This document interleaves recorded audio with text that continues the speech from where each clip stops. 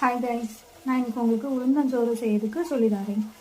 நான் இப்போ 1 டம்ளர் உளுந்து எடுத்துருக்கிறேன். இது கூடவே வெந்தயம் 2 வாட்டி இந்த மாதிரி கையால் எடுத்து போடுறேன். இதை நல்லா வாஷ் பண்ணி எடுத்துக்கிடணும். நல்லா வாஷ் பண்ணதுக்கப்புறம் குக்கரில் போட்டு 3 கப்பு தண்ணி ஊற்றணும். நான் 1 கப்பு உளுந்து எடுத்துருந்தேன், அதுக்கு 3 கப்பு தண்ணி ஊற்றி நல்லா வேக வைக்கணும். ஸ்டார்டிங்லேயே 10-15 பல்லு பூடு இது கூடயே ஆட் பண்ணிட்டேன். இந்த டைமில் நம்ம அரிசியை கழுவி எடுத்துக்கிடணும்.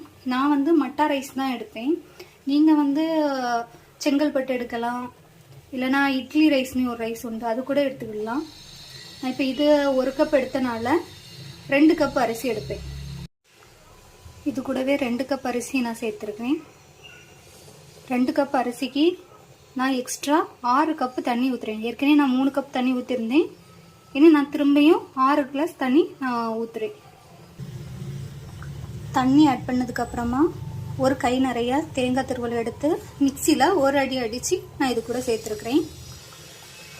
தேங்காய் சேர்த்ததுக்கப்புறமா இஞ்சி பொடி, அதாவது நம்ம சுக்கு பொடின்னு சொல்லுவாங்க, அதை 2 ஸ்பூன் போடுறேன்.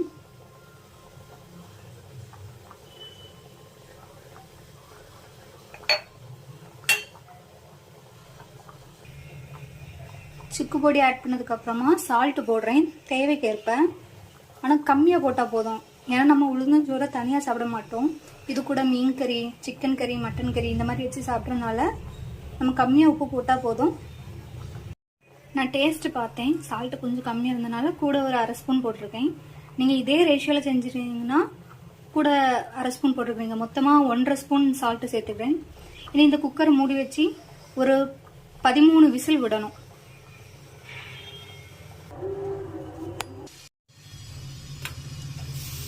ப்ரெஷர் எல்லாம் ரிலீஸ் ஆனதுக்கப்புறம் ஓப்பன் பண்ணலாம்.